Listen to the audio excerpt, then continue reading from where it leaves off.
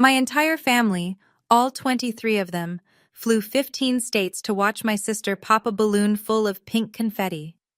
Chartered flights, matching outfits, a $40,000 resort in Naples, Florida.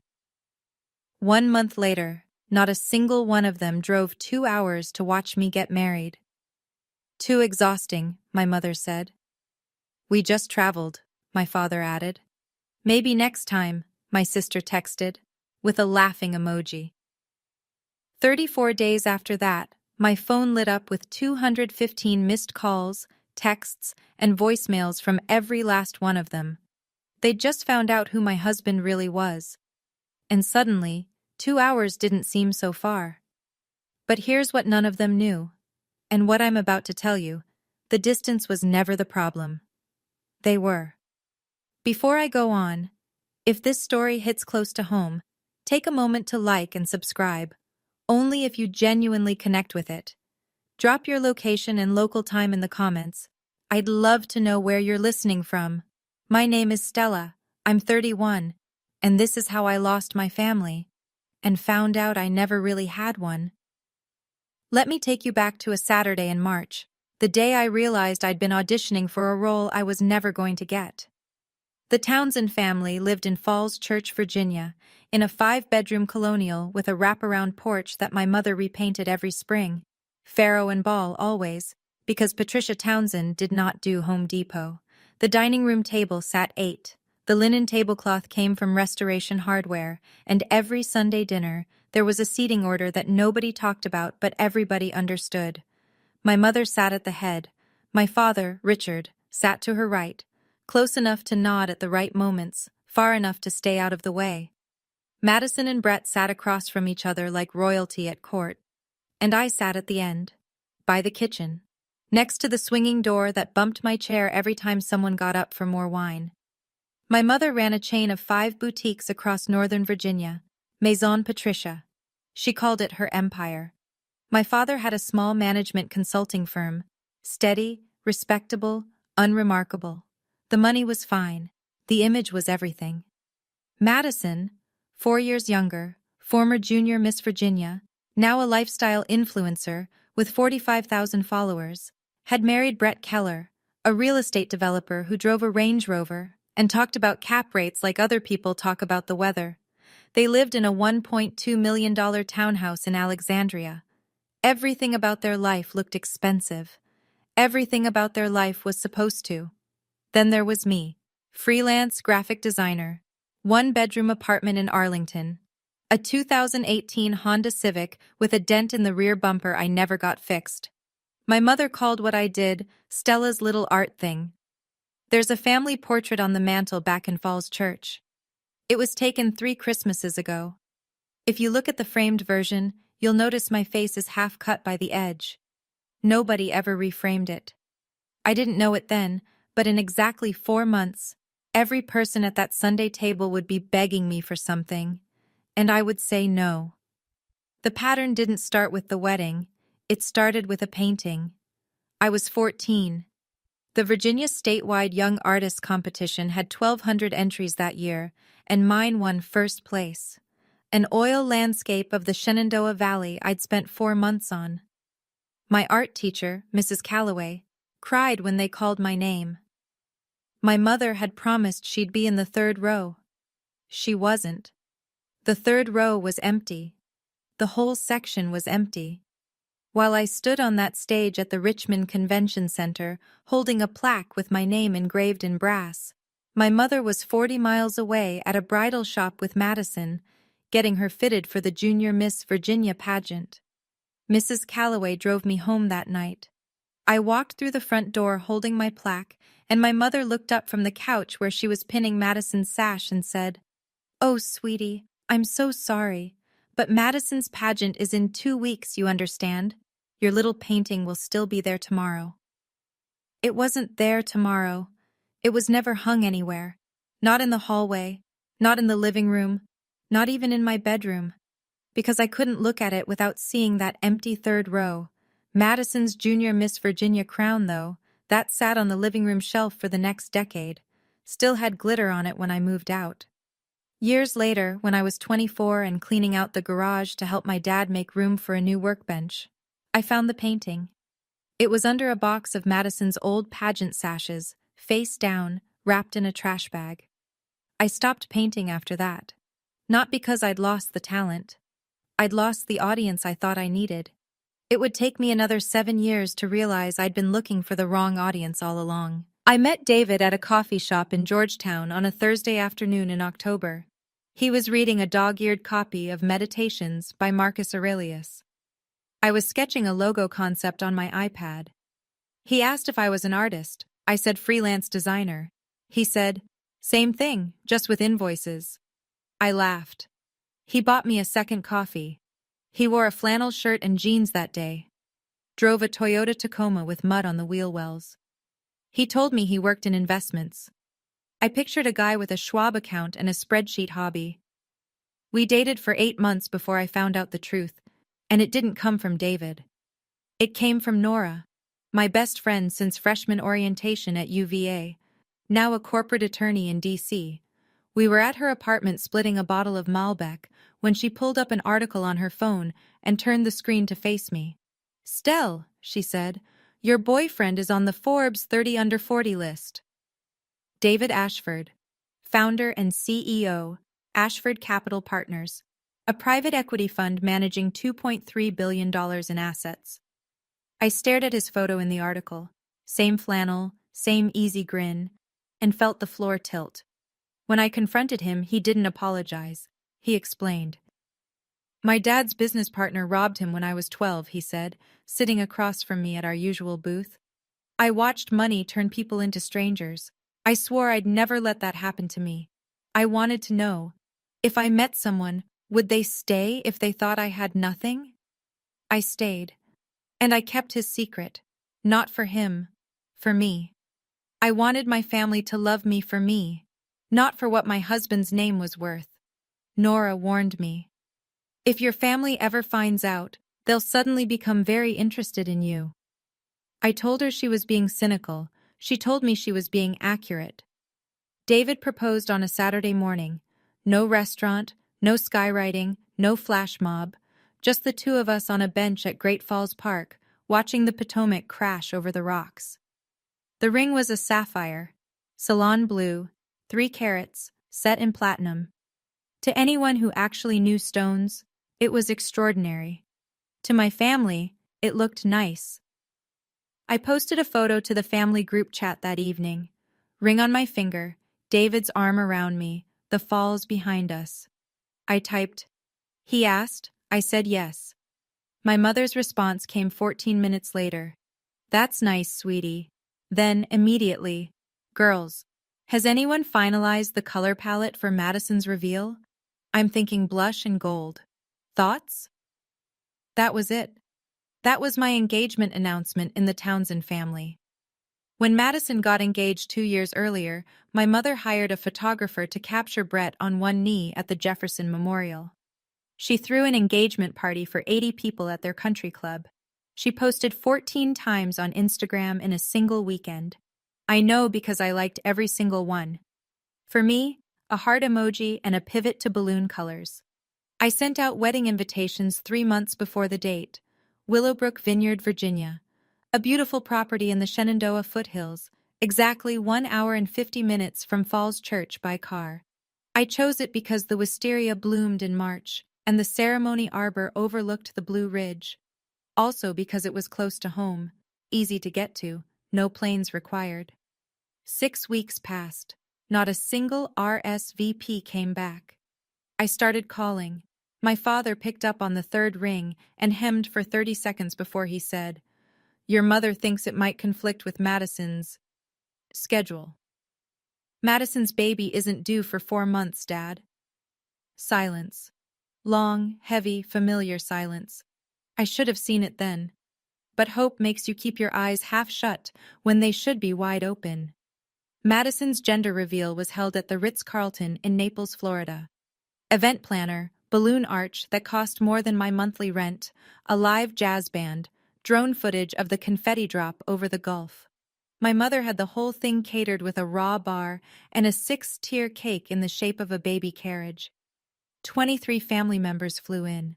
Aunt Linda from Connecticut, Aunt Rachel from Oregon, Uncle Jim from Washington State. Cousins I hadn't seen since my grandmother's funeral showed up in matching blush sundresses because Patricia Townsend had sent a group email with a mood board and a mandatory dress code. I flew down too. Paid for my own ticket, my own hotel room, sat at a table near the kitchen, the same position at every family function, just with better lighting. David came with me. He wore a navy polo and khakis. Nobody asked him a single question all night, except Brett, who leaned across the table during dessert and said, "So what do you do?" "Investments," David said. Brett smirked. "Like a day trader thing?" David sipped his wine. "Something like that." Then Brett turned to his buddy Greg across the table and started in on his favorite topic, himself. "I'm trying to get a meeting with Ashford Capital," he said, loosening his tie. "Biggest PE fund doing coastal development on the East Coast. If I land them, we're talking generational wealth." He slapped the table. "Whoever runs that fund, I'd kill to get 15 minutes with him." David sat 3 feet away. I squeezed his hand under the tablecloth. He didn't flinch. I overheard my mother near the cake table telling Aunt Linda the total cost, $40,000. She'd contributed $15,000 of it herself. "Nothing but the best for my Maddie," she said, dabbing her eyes with a monogrammed cocktail napkin. I thought about my wedding invitations, sitting unanswered in 23 mailboxes, and I clapped when the confetti fell. The RSVPs started coming back 4 weeks before my wedding. Every single one said the same thing: decline. "Aunt Linda, we just flew to Florida last month, sweetie. We're completely travel exhausted." Connecticut to Virginia is a 4-hour drive. Connecticut to Naples is a 3-hour flight. But exhaustion, apparently, is directional. Aunt Rachel: "It's just so far for a weekend, Stell."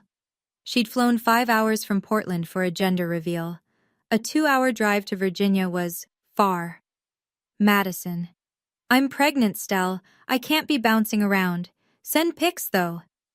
She was 5 months along, the same 5 months along she was when she flew to Florida and danced until midnight in heels. My father texted, "I'll try, Stella. You know how things are." He didn't try. He didn't come. And then, 10 days before the wedding, my mother called. I recorded the call.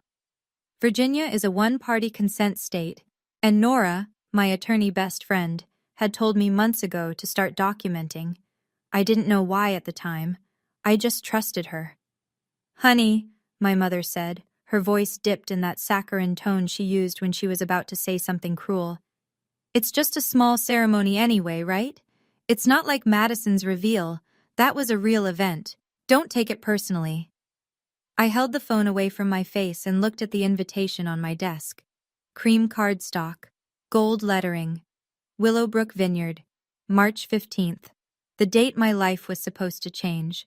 23 invitations, 23 declines, and my mother had the composure to call my wedding not a real event.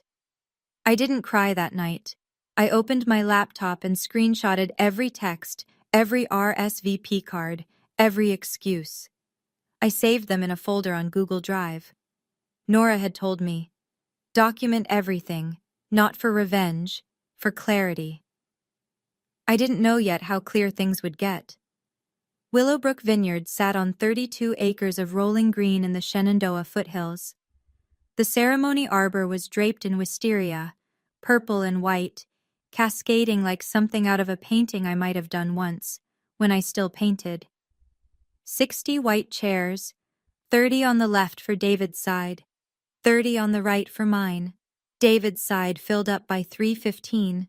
His mother, Margaret, a retired Georgetown law professor, sat in the front row in a champagne-colored Oscar de la Renta sheath. His brother flew in from San Francisco. His college roommate, his CFO, his best friend from summer camp in Maine. 30 chairs, 30 people. My side had Nora, 3 friends from UVA, 2 former co-workers from the design firm where I'd spent my first 2 years out of school, 6 people, 24 empty chairs. The wedding planner, a sweet woman named Darcy, who'd been professionally cheerful all morning, touched my elbow and whispered, "Should we rearrange the seating? Move some guests over?" I looked at those 24 chairs. The afternoon light hit them like a photograph. "Leave them," I said. "I want to remember this." David found me 10 minutes before the ceremony. He held both my hands and said, "Their absence is not your failure, it's their loss. And one day, they'll know exactly what they missed." Margaret read a poem during the ceremony, something about roots and rivers and the people who choose to stay. I cried. Not from sadness, from the sudden, sharp clarity that I had spent 31 years begging for love from people who didn't have any to give.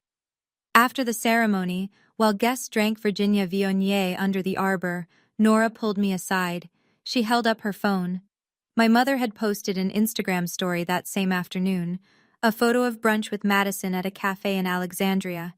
Caption: Mother-Daughter Day. Same day, same afternoon, 2 hours away. Eggs Benedict instead of her eldest daughter's wedding. I left those chairs empty on purpose, not as a guilt trip, as a receipt. 3 days later, I was still in the family group chat. I hadn't left it, partly out of habit, partly because I wanted to see what they'd say. What they said was worse than silence. Madison sent the first message. "So how was the little wedding? Did you do the Pinterest thing?" My mother: "I'm sure it was lovely, sweetie. Send pictures when you get a chance." No mention of the fact that she hadn't come. No apology, no explanation. Just the serene assumption that my wedding was a footnote and the chapter had already moved on. Brett chimed in. "Heard you married some investment guy? Good for you. Day trading must be exciting." Then Aunt Rachel posted a selfie from a resort pool. She was in Cancun. The caption: "Needed this after all that traveling." She'd booked an international vacation 2 days after telling me a 2-hour drive to Virginia was too far. I read every message. I didn't respond to any of them. I just screenshotted each one, slowly, carefully, the way you photograph evidence at a scene. That evening, Nora called. "Stell, you okay?" I was sitting on the couch in my Arlington apartment, laptop open, messages glowing on the screen. David was in the kitchen making dinner, giving me space. "I'm done hoping," I said, "and I'm done being quiet about it." That night, I created a folder on my Google Drive. I named it Receipts. I uploaded everything: the RSVP cards I'd scanned, the screenshots from the group chat, the recording of my mother's phone call, a side-by-side list I'd made, who flew to Florida, who declined Virginia, and the exact mileage for each. Nora had said, "Document everything, for clarity." I didn't know what I'd do with that folder yet. I just knew that clarity had a weight to it, and I was finally holding it in both hands. I need to pause here for a second. If you're watching this, and you've ever been the one whose calls go to voicemail, whose milestones get a "that's nice," while someone else gets a standing ovation, I see you. Hit that like button, not for the algorithm, but because your story matters too. Now, what happened next? Let me tell you. 34 days of silence. And then absolute chaos. 2 weeks after my wedding, the first cracks appeared in Brett Keller's empire. Though empire is generous for what turned out to be a house of cards held together with bravado and bad math. His luxury condo project, the Keller Residences in Virginia Beach, was supposed to be his masterpiece. 42 waterfront units, rooftop infinity pool, the whole glossy brochure fantasy. But the general contractor pulled out after Brett missed 3 consecutive progress payments. Then the bank sent a notice: produce $1.8 million within 60 days, or face foreclosure on the construction loan. Brett started dialing. He called 12 private equity funds in 2 weeks. 11 said no, after due diligence turned up what any competent accountant would have caught: overvalued collateral, missing insurance bonds, and $340,000 in operating expenses that didn't have a single receipt attached. The 12th fund hadn't responded yet. That fund was Ashford Capital Partners. They specialized in distressed assets. They were the last door still open, and Brett was crawling toward it on his hands and knees. "If I don't get this meeting, we lose everything," Brett told Madison on the phone one night. His voice cracked. "The townhouse, the cars, everything." Meanwhile, my mother's boutique chain was hemorrhaging. 2 of her 5 Maison Patricia locations had seen revenue drop 40%. Lease renewals were coming due, and her landlords weren't negotiating. She needed a cash infusion of at least $200,000, money she didn't have and couldn't borrow. And my father, quiet, passive Richard, had just lost his firm's largest consulting client. He didn't know yet that the client had connections to David's network. Nobody knew yet. That was the thing about dominoes. You don't hear them falling until the last one hits the floor. The family that wouldn't drive 2 hours for my wedding was about to discover that the answer to all their problems was sitting across from me at the breakfast table every morning. It happened on a Tuesday. Brett's business partner, Greg Mitchell, was putting together a pitch deck for Ashford Capital. Standard prep work, research the fund, learn the portfolio, find an angle. He pulled up the firm's website, then Googled David Ashford, CEO, Ashford Capital. The Forbes article loaded first. 30 under 40 in private equity.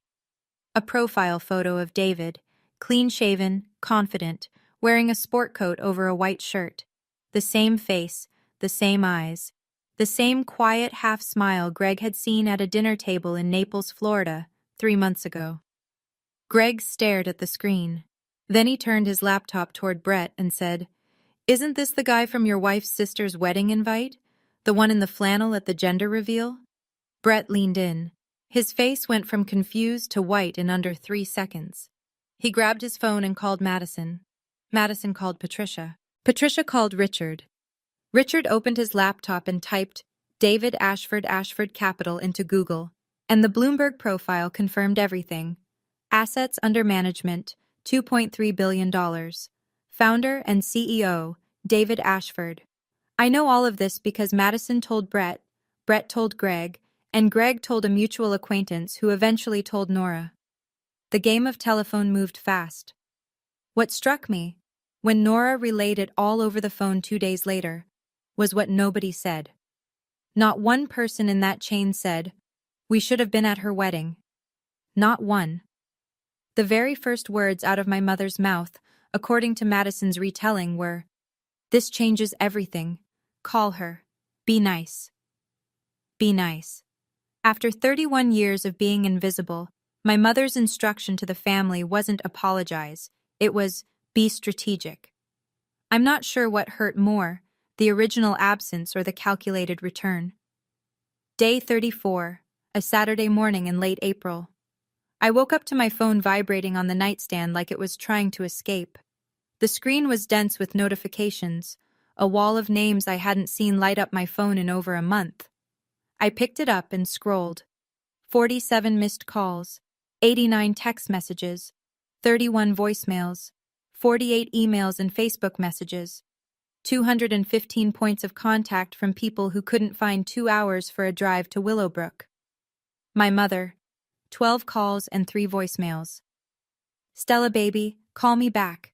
I miss you so much. Let's do lunch this week. Bring David. We'd love to get to know him better." Madison, "OMG. Stell, why didn't you tell me? David is like, famous. We should all get together. Brett would love to meet him properly." Brett, the same man who'd called David a day trader 3 months earlier, left a voicemail that sounded like he'd rehearsed it in the mirror. "Hey Stella, it's Brett. Listen, I think David and I got off on the wrong foot. I'd really love to buy him a drink, talk shop, man to man." Aunt Linda, who'd been travel exhausted. "We feel terrible about missing the wedding. When can we visit?" Aunt Rachel, fresh off Cancun. "Stella, thinking of you. Let's plan something soon." My father sent a single text. "I'm sorry, Stella. I should have been there." He was the only one who mentioned the wedding, but even his timing, 34 days later, the exact same week the Forbes article circulated, felt less like remorse and more like recalculation. David sat beside me on the bed, reading over my shoulder. He didn't tell me what to do. He just said, "Your call. Whatever you decide, I'm with you." I set the phone face down on the nightstand. 2 hours had been too far from my wedding. But a phone call to a billionaire's wife? Suddenly no distance at all. I didn't answer a single one. The doorbell rang on a Thursday morning. I wasn't expecting anyone. I opened it and found my mother standing in the hallway of my Arlington apartment building, holding a Williams-Sonoma gift basket and wearing a Chanel tweed jacket I'd seen her buy online last fall when she thought I wasn't paying attention. "Stella!" She pulled me into a hug, tight, theatrical, the kind of embrace she reserved for public performances. "I've missed you so much, baby." She walked in without waiting to be invited. Her eyes moved fast, cataloging the apartment. 1 bedroom, IKEA shelving, a desk covered in client mock-ups. Then her gaze snagged on the painting above the couch, an abstract oil piece in deep blues and silvers. She glanced at it and moved on. She didn't know it was an original by a Georgetown gallery artist, a wedding gift from Margaret Ashford. It had cost $45,000. My mother walked right past it. She set the gift basket on the counter and pivoted to the reason she'd come. "So, David works in finance? Brett says he's quite accomplished. We'd love to have you both over for dinner, at our house, like family." "You want to have dinner," I said. "As family, the family that didn't come to my wedding." "Oh, honey, let's not dwell on that. You know how busy everyone was." She waved her hand like she was brushing crumbs off a tablecloth. "Now tell me about David's work. Is he—" "Mom." I stepped forward. "You didn't come here because you miss me. You came because you Googled my husband." Her smile tightened. For 1 second, the mask slipped. I saw the flash of irritation she usually reserved for store managers who questioned her returns. "That's unfair, Stella. I'm your mother." "Then act like one." I held the door open. She stood there for 3 full seconds before she picked up her gift basket and left. Through the window, I watched her get into her car. And in the passenger seat, waiting, was Madison. They'd come together. They'd planned this. "You forgot my art show, my graduation, and my wedding. But you remembered my husband's net worth. I made a note of that." When sweetness didn't work, my mother switched to pressure. Within 48 hours of my closing the door on her, every phone I owned started ringing with a coordinated campaign that would have impressed a political action committee. Madison called first. "Stell, Mom is really hurt. You're being selfish. All she wanted was dinner. Is that really so terrible?" Then Brett, via email, and he CC'd Madison, as if this were a board meeting. "Stella, I think there's been a misunderstanding. I'd love to discuss a potential business synergy with David. This could benefit the entire family. Let's set up a call." Aunt Linda. "Stella, don't be difficult. Your mother cares about you." My father, by text. "Please just come to dinner. It'll blow over." And Aunt Rachel, the one who'd flown to Cancun instead of my wedding, posted on Facebook that week, "Family is everything," and tagged me in it, publicly, so everyone could see how devoted she was. I blocked 8 numbers. They called from new ones. I blocked those too. They used other people's phones. The apartment felt like it had been placed under siege by people who'd never once knocked on the door when I was just Stella. David offered to step in. He could have made 1 phone call, 1 sentence from the CEO of Ashford Capital, and it all would have stopped. I said no. "If you fight this for me, they'll never respect me. They'll just fear you. That's not what I want." He didn't push it. He made me dinner instead. Pasta with lemon and capers, and a glass of the same Viognier we'd served at the vineyard. We ate in silence, and the silence felt like a fortress. They thought I was being stubborn. They had no idea I was being deliberate. The voicemail came at 11:14 on a Wednesday night. My mother's voice was trembling, soft and fractured in a way I'd heard maybe 3 times in my life. "Stella, I know I haven't been perfect. I know I've made mistakes, but I'm your mother. Whatever happened, whatever I did wrong, don't shut me out. Please, I'm begging you." I sat on the edge of my bed and listened to it 3 times. My chest ached. Tears slid down without permission. She sounded real. She sounded broken, and I almost called her back. My thumb hovered over the green button, and every memory of standing in that kitchen being told I was enough, but clearly never enough for them, fought against the 14-year-old girl still living inside me who just wanted her mother to show up once. David was in the doorway. He didn't speak. He didn't move toward me or away. He just stood there, and in the quiet, I called Nora instead. She sounded real, Nora. Maybe I'm being too hard. Stell. Nora's voice was gentle and firm at the same time. Open the folder. Read the texts. Read what she said about your wedding. Then decide. I opened my laptop. The blue light of the screen filled the dark bedroom. I clicked on the folder labeled Receipts and pulled up the screenshot from 2 days before my wedding, a message my mother had sent to Madison, which Madison had accidentally forwarded to the wrong group chat. Don't waste your Saturday on Stella's little ceremony. She'll be fine. She always is. That was the message she'd sent to every family member. The reason no one came. It wasn't distance. It wasn't schedules. It was Patricia Townsend, quietly telling 23 people that her eldest daughter's wedding wasn't worth their time. I closed the laptop, wiped my face, and I thought about the last time I'd heard my mother cry. 3 years ago, when she'd wanted my father to co-sign a loan for her boutique expansion. She wasn't crying because she'd hurt me. She was crying because I'd stopped being useful. Let me ask you something, and be honest with yourself. Have you ever caught someone crying crocodile tears? That moment when you realize the tears aren't for you, they're for what they need from you? If you know that feeling, drop a crocodile in the comments. And if you're wondering what I did next, trust me, I spent weeks planning it. Stay with me. I sat at the kitchen table the following Saturday with David on my left and Nora on my right. Coffee was cooling in 3 mugs. A legal pad sat in front of me. My handwriting on it was small and even. I'm not trying to destroy them, I said, and I meant it. But I'm done pretending their behavior is acceptable. If they want access to David, they go through the same process as anyone else. No family discount on basic human decency. David leaned back in his chair. You should know. Brett submitted a pitch deck to Ashford Capital 2 weeks ago through the standard intake process. My acquisitions team flagged it. Flagged it how? 3 red flags. Brett overvalued his collateral by roughly 30%. His construction project is missing a required insurance bond. And there's $340,000 in operating expenses that can't be accounted for. No invoices, no receipts, just line items with no documentation. He paused. My team was going to reject it before any of this. The numbers don't work. Nora looked at me. So the deal dies on its own merits. Exactly, David said. I didn't reject him because of Stella. I rejected him because his business isn't sound. That distinction matters, legally and personally. I nodded. The plan wasn't complicated. I didn't need to scheme or manipulate.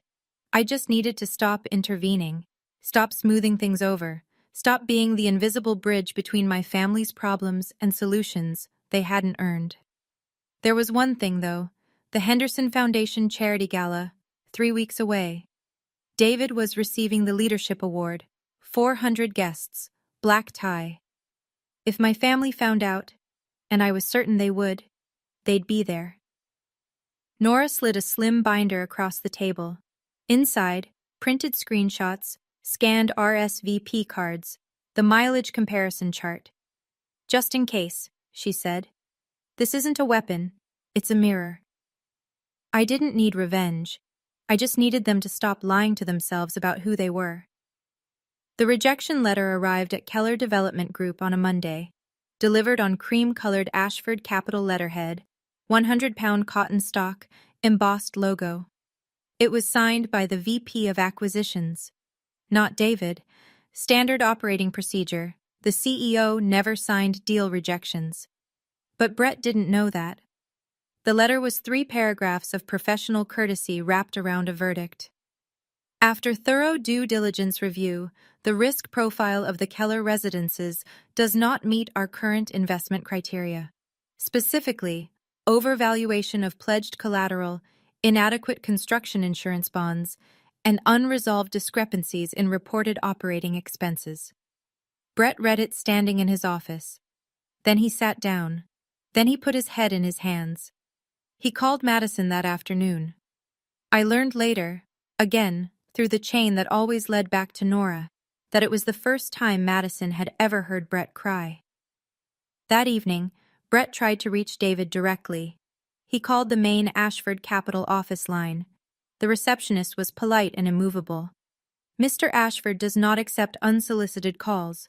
If you'd like to submit a formal inquiry, I can provide the appropriate email address." Brett hung up. He sat in his car in the parking garage for 20 minutes. Then he called Patricia. "I need Stella to get David to reconsider," he said. "If she doesn't do this, we're done. We lose the townhouse. We lose everything." My mother, the woman who'd told 23 people to skip my wedding, said 4 words: "Leave it to me." Within a week, she had purchased a table at the Henderson Foundation Charity Gala. $5,000 for a seat in the same room as the son-in-law she had never once bothered to meet. $5,000 to fix what 2 hours of driving would have prevented. The irony sat in my chest like a stone. While Brett scrambled, my mother's own empire was collapsing. Maison Patricia had 5 locations across Northern Virginia. That spring, 2 of them received lease renewal notices with a 35% rent increase. The landlords weren't negotiating. Online shopping had been eating into her foot traffic for years, and Patricia's response had been to ignore it entirely. The bitter part? I'd offered to help. 2 years earlier, sitting at that same Sunday dinner table, at the end, by the kitchen door, I'd told her I could design a full e-commerce website for Maison Patricia. Brand identity refresh, online store, social media integration. I'd do it for free. A gift. My mother had smiled the way she smiled at children who say something naive. "Sweetie, stick to your little drawings. Retail is a different world." Now that different world was closing in on her. She needed at least $200,000 to keep 3 locations afloat, money to cover lease renewals, back vendor invoices, and a payroll she'd been juggling for months. The bank wanted a co-signer or an outside investor. She had neither. When she heard Brett talking about Ashford Capital, something clicked in her mind. I could see it forming, even from a distance, the calculation, the pivot. If David could save Brett's project, maybe he could save her boutiques too. 2 problems, 1 billionaire son-in-law. She called my father that evening.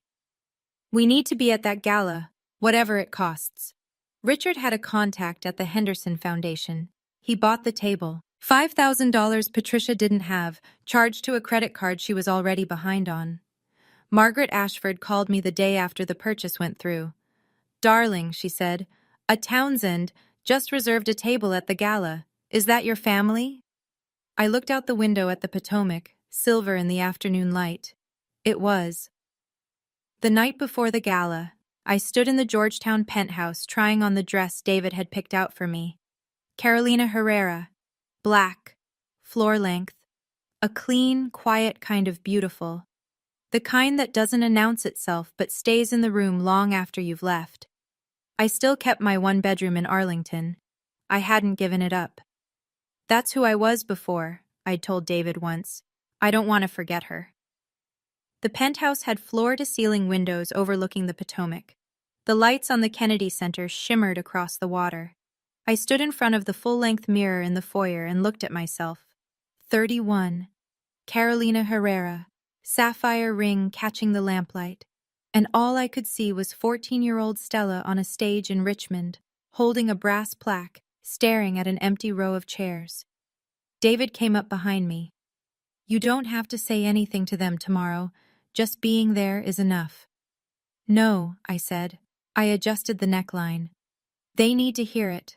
Not for me, for the version of me that stood on that stage at 14 and went home with her art teacher." The doorbell rang at 9. Nora. She had the binder with her, the printed receipts folder, neatly organized, tabbed, enclosed in a slim black cover. She set it on the marble kitchen counter and said, "Just in case." I picked it up. It was light. A few pages of screenshots, a handful of scanned RSVP cards, a transcription of one phone call. That was all. But every page held the weight of a promise someone had broken and never bothered to mend. I looked at myself in the mirror one last time. I'd spent 31 years making myself small enough to fit their expectations. Tomorrow, I'd stand full height. The Henderson Foundation Charity Gala was held at the National Building Museum in Washington, D.C., a cathedral of a building with Corinthian columns rising 75 feet into a vaulted ceiling, 400 guests in black tie, a chamber orchestra playing Debussy near the south atrium, Dom Perignon on every table, $500,000 raised for education nonprofits before the first speech was even given. David and I arrived by town car. He wore a custom Tom Ford tuxedo. I carried a small Bottega Veneta clutch, just big enough for my phone and a few folded pages. Inside, the room hummed with power. CEOs, fund managers, 2 sitting senators, a former cabinet secretary. They all knew David. They shook his hand, kissed my cheek, congratulated us on the award. "You must be Stella," one silver-haired woman said. "David never stops talking about you." I smiled. I shook hands. And across the room, at table 14, pressed against the far wall like an afterthought, I saw them. My mother, in a red dress from Nordstrom, trying its hardest to look like something more. Brett, in a suit that pulled across his shoulders. Madison, 6 months pregnant, clutching her small handbag. My father, sitting with his hands in his lap, staring at the tablecloth. They hadn't seen me yet. They were scanning the room, looking for David Ashford, the name on the program, the face from the Forbes article. They didn't know I was already here, standing 20 feet away, watching them search. The MC stepped to the podium. "Ladies and gentlemen, please welcome tonight's honoree, the founder of Ashford Capital Partners and this year's Henderson Leadership Award recipient, David Ashford." David stood. I stood with him. 400 people applauded. And at table 14, my mother's champagne glass froze halfway to her lips. For the first time in my life, I saw something on her face I'd never seen before. Fear. David spoke for 5 minutes. He was gracious, precise, and warm in the way only someone who genuinely doesn't care about applause can be. He talked about the Henderson Foundation's work in underfunded schools. He talked about the responsibility of capital. He made a room full of powerful people laugh twice and reflect once. Then he paused. He looked directly at me. "I want to close by thanking the person who reminds me every day that success isn't measured by what you build. It's measured by who stands beside you when you had nothing. My wife, Stella." The spotlight found me. I stood. 400 people rose in a wave of applause that filled the vast hall from the marble floor to the vaulted ceiling. At table 14, my mother had gone pale. Madison gripped Brett's arm so tightly her knuckles showed white. Brett's jaw was locked. My father looked down at his plate, as though the answer to his entire life might be written on the porcelain. After the speech, I watched them move. Patricia stood first, straightening her dress, lifting her chin, plastering on the bright, glossy smile she wore like armor. She cut through the crowd with Madison and Brett trailing behind her like a motorcade. "Stella!" She threw her arms wide. "Oh my God, look at you! We are so proud of you, honey!" She reached for me in front of 3 couples who were clearly watching, an embrace designed for witnesses. I didn't move. My arms stayed at my sides. "Hi, Mom. Strange seeing you here. You couldn't make it to Virginia, but DC works?" The smile cracked, just slightly. "Oh, don't be silly. We're here to support you. You're here because Brett's company needs $4.2 million. The sentence landed like a dropped glass on marble. The 3 couples turned. 2 Henderson board members, standing just behind my mother, went very still. The silence lasted 3 seconds, but it held the weight of 31 years. My mother recovered fast. She always did. "Stella, this isn't the place." "You're right," I said. The place was Willowbrook Vineyard, March 15th, 2 hours from your house, but you weren't there. Brett stepped forward, his voice low and urgent. Stella, let's take this somewhere private. I have a proposal for David. I opened my clutch. I took out a single folded page and held it out to him. This is the text you sent Madison the week of my wedding. You called it Stella's little thing. Your exact words were, "Why would I waste a Saturday on that?" Brett took the paper like it was hot. That's taken out of context. I turned to my mother. My voice was steady. I wasn't shaking. I wasn't loud. And this, I said, pulling out a second page, is the message you sent to every family member, telling them not to come. Don't waste your Saturday on Stella's little ceremony. She'll be fine. She always is. Patricia's mouth opened. Nothing came out. Then, That's not... Mom, I have the screenshot. Madison forwarded it by accident. I saved it. Madison started to cry. Stell, you're making a scene. I looked at my sister, beautiful, pregnant, frightened, and said, No, Madison, you made a scene. It was pink, it cost $40,000, and everyone flew to Florida for it. I just wanted 2 hours of their time. I got none. The group around us had grown. A Henderson board member stood 3 feet to my left. A Washington Business Journal reporter was 10 feet behind my mother. Nobody spoke. Nobody intervened. They just listened. I folded the pages, slid them back into the clutch, and snapped it shut. You didn't come to my wedding because it wasn't worth your time. You're here tonight because my husband is worth your money. I know the difference. And now, so does everyone in this room. Brett dropped the pretense. His voice cracked open like wet plaster. Stella, come on. This is business. You can't let personal feelings ruin a deal worth millions. David stepped forward. He'd been standing 5 feet behind me the entire time, hands clasped, watching. His voice was calm, boardroom calm, the kind that makes powerful men go quiet. The deal was rejected 3 weeks ago, Mr. Keller. Your financials didn't meet our criteria. It had nothing to do with Stella. Brett stared at him. You can't... The words went nowhere. He looked like a man who'd walked into a wall he couldn't see. My mother tried one last play. She reached for my hand, her fingers closing around mine. Honey, I'm your mother. You can't do this to family. I pulled my hand back, gently, like releasing a balloon. You chose which family to show up for. I'm just respecting your choice. Madison was sobbing openly now, mascara on her cheeks, one hand on her belly. This isn't fair, Stella. I'm about to have a baby. And I hope you show up for her, I said, the way nobody showed up for me. The room held its breath. My father hadn't spoken a word. He stood at the edge of the group, slightly behind Brett, hands in his pockets. Finally, he said it, the thing he should have said 34 days ago in a vineyard under the wisteria. Stella, I'm sorry. I should have come. I looked at him, and for 1 second, one brief, honest second, I wanted to believe him. I wanted to be that 14-year-old girl who still thought her father was just quiet, not complicit. I know, Dad, but sorry 34 days late at a billionaire's gala isn't sorry, it's strategy. I turned around, took David's arm, and walked to the main table where Margaret Ashford sat waiting, her smile small, warm, and real. Behind me, Patricia Townsend stood in the middle of 400 people, and for the first time in her life, could not think of a single thing to say. The rest of the evening played out like a temperature map, cold radiating from table 14, warm everywhere else. My family stayed seated. Nobody in the room walked over to them.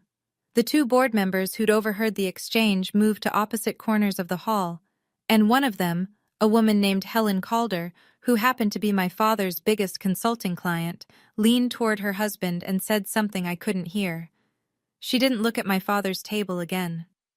Brett tried once more.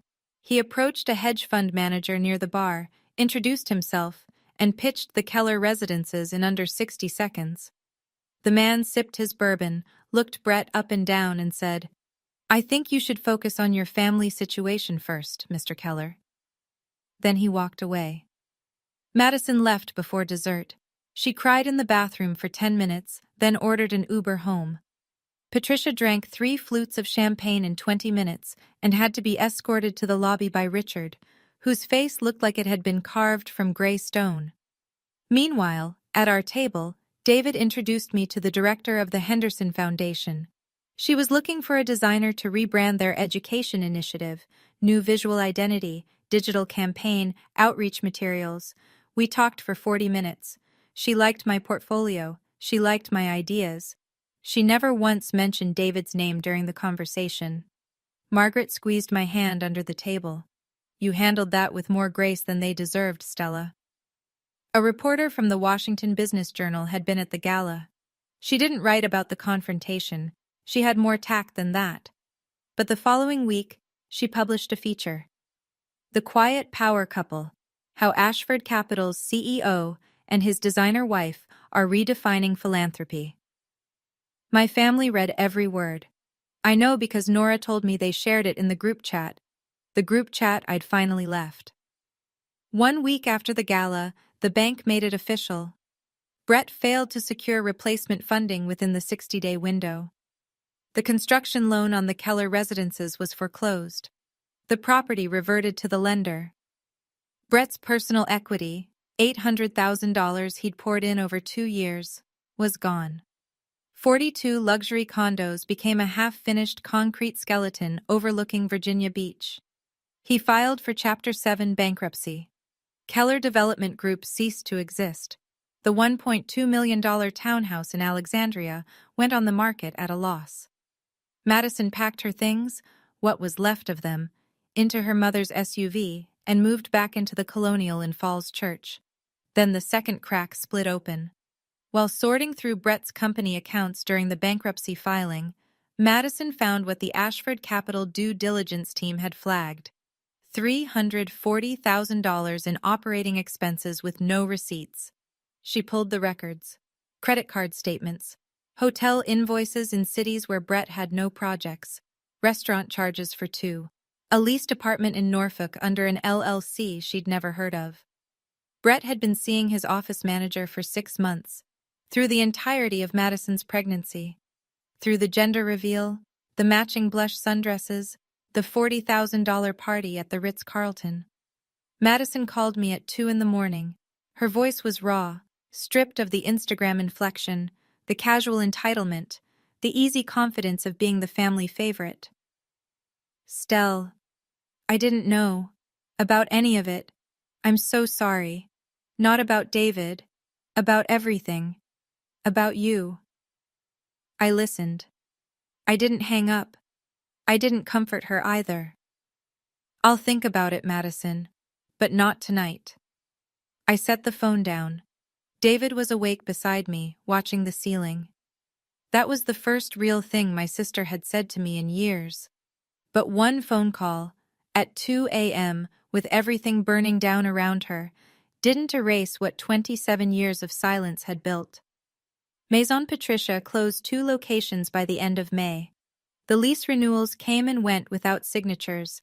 The Tyson's Corner store went dark on a Tuesday. The Fairfax shop followed the next week. Racks that once held silk blouses and Italian leather bags were stripped to bare metal. A lease available sign went up in each window before the month was out. 3 stores remained, but they were bleeding. The social fallout was quieter and deeper. The country club set in Falls Church operated on gossip the way most ecosystems operate on oxygen. Someone who'd been at the gala, or who knew someone who'd been at the gala, told someone at the spring luncheon committee what Patricia had done. She told her whole family not to go to her own daughter's wedding, and the daughter married a billionaire. That sentence moved through Patricia's social circle like a slow-acting poison. The committee chair called her the following week. We feel the committee needs fresh energy this season, Patricia. I'm sure you understand. Helen Calder, the board member, my father's biggest client, moved her consulting contract to a different firm. She told Richard directly, I need someone I can trust with my family business. He didn't argue. He couldn't. My mother tried one final play on social media. She posted a childhood photo of me, gap-toothed, paint on my fingers, grinning into the camera at age 7, with a caption, "My beautiful firstborn, so proud of everything you've become." I reported the post. Then I blocked her account. There was a moment, Nora told me about it later, when Patricia sat alone in the main Maison Patricia location after closing time. The fluorescent lights hummed. The racks were half empty. The mirrors reflected a woman sitting on a velvet ottoman with no audience and no script. "When did I become this person?" she reportedly asked the empty store. But she still didn't call me to apologize. She called to ask if I'd reconsider having David look at her business plan. That told me everything I needed to know. 3 weeks after the gala, I sat down at the desk in my Arlington apartment, the one I still kept, the one with the client mock-ups and the chipped IKEA lamp, and I wrote letters, one for each of them. By hand, on Crane & Company cream stationery, with a Mont Blanc pen Margaret had given me as a wedding gift. Nora reviewed the final drafts, not for sentiment, for legal clarity. She struck one line that could have been construed as a threat, and softened two others that edged into accusation. What remained was clean. The letter said, "I'm not writing this out of anger. I'm writing this out of clarity. For 31 years, I waited for this family to see me. I made myself smaller, quieter, more convenient, hoping one day it would be enough. It never was. You flew 15 states for a gender reveal. You couldn't drive 2 hours for my wedding. You found my husband in 34 days. But you never found me in 31 years. I wish you well, I genuinely do. But I won't be available anymore. Not for dinners, not for holidays, not for business proposals. This isn't punishment. This is peace. I don't need you to understand. I just need you to stop knocking on a door I've finally closed." I mailed 5 copies via USPS certified mail. Return receipt requested. Tracking numbers recorded. Delivery confirmations saved. Then I changed my phone number. Blocked every family account on every platform. Nora became the sole emergency contact. Medical situations only. David held me that evening on the balcony of the Georgetown penthouse.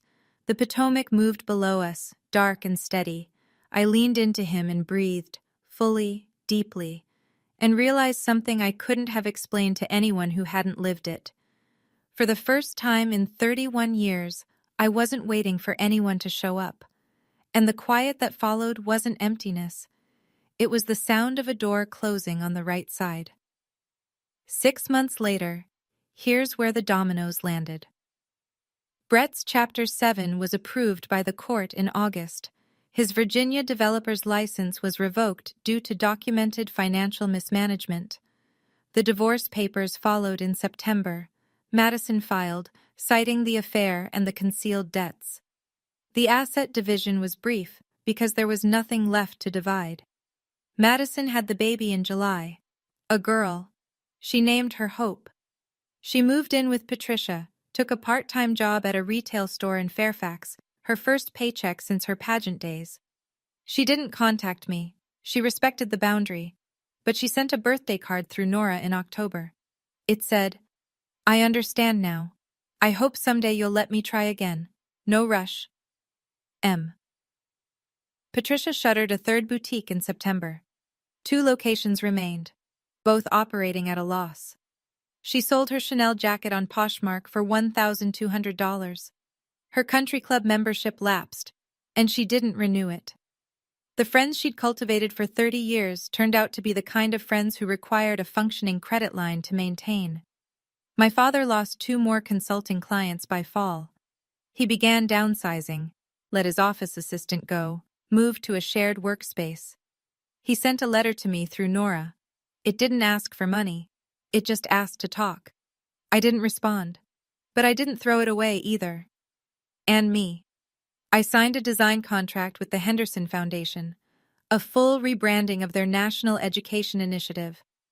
It was the largest project of my career, and I earned it on portfolio, not on pedigree. David and I bought a house in the Virginia countryside, 40 minutes from Falls Church, but a world apart. He still drove the Tacoma on weekends. I converted the sunroom into a studio. Above the fireplace in the living room, I hung a painting, an oil landscape of the Shenandoah Valley, painted by a 14-year-old girl who had won first place and waited 17 years for someone to notice. It took that long to hang it. Not because I'd forgotten about it, because I'd finally found a wall that deserved it. The card arrived through Nora on a Friday in November, handwritten on craft paper, no envelope from Hallmark, no logo, just Madison's handwriting, which I hadn't seen since she used to leave notes on my bedroom door in middle school. Stell. I named her Hope because I want to be a different kind of mother than the one we had. I don't expect forgiveness. I just want you to know I'm trying. If it takes years, I'll wait. M. Inside the card was a Polaroid of baby Hope. Round cheeks, dark hair, wide eyes that looked startled by the flash. On the back, Madison had written, "She has your eyes." I set the photo on my desk in the studio, next to my monitor and a mug of cold coffee. I didn't call. I didn't write back. But I didn't put it away either. David saw it that evening when he came in to tell me dinner was ready. He picked it up, looked at the baby's face and said, "She's beautiful." "She is," I said. "And I hope Madison gives her what we never got. Someone who shows up." I thought about that for a long time after he left the room. About what it means to leave a door unlocked without opening it. About the difference between forgiveness and access. About how a boundary isn't a wall. It's a gate with a lock. And only I hold the key. Madison might change. She was already changing. The 2 a.m. phone call, the handwritten card, the quiet respect for a line I'd drawn. Or she might not. People sometimes crack open and then seal back up, and you can't build your life around someone else's potential. I didn't close the door because I stopped caring. I closed it because I finally started caring about myself. I'm sitting on the porch as I tell you this. Virginia countryside in late autumn. The oaks have gone copper and gold, and the Blue Ridge sits on the horizon like a watercolor someone left out to dry. There's a mug of coffee in my hand. The good kind, the French press David makes every evening, because he says the ritual calms him after a long day of being the person everyone in the financial world wants 15 minutes with. He's inside right now, making pasta. He still makes the lemon and caper recipe from that night in Arlington, the night I blocked 8 phone numbers and ate dinner in silence with the only person who'd never once asked me to be smaller. I scroll through my contacts sometimes. Nora, David, Margaret, a handful of college friends, the Henderson Foundation team. My phone is quieter than it used to be. The group chat is gone, the Sunday dinners are gone, the empty chair at the end of the table is gone, because I finally got up from it. My mother was right about one thing. My wedding wasn't like Madison's. Madison's was a performance, mine was a promise, and the only people who needed to witness it were the ones who actually showed up. I open my iPad and start sketching, a new piece for the studio. The image comes easily, a single chair in a field of wildflowers, not empty, waiting. David steps out onto the porch, 2 mugs in hand. "What are you drawing?" Something I should have painted a long time ago. He sits down next to me. The crickets start up. The sky goes violet. They say the opposite of love is hate. I don't think that's true. I think the opposite of love is showing up only when it's convenient. And I think the bravest thing I ever did wasn't standing in that gala, holding receipts and speaking truth to a room full of strangers. It was the morning after, when I woke up, looked at my phone, and felt nothing missing. That's my story. And if you made it this far, thank you for listening, really. If you've ever been the empty chair at someone else's table, I want you to know, you are enough. You were always enough. The problem was never you. If this story meant something to you, hit subscribe and check the description for more stories like this one. And if you're in the middle of your own receipts moment, tell me about it in the comments. I read every single one. Your story matters. Take care of yourself. Stella.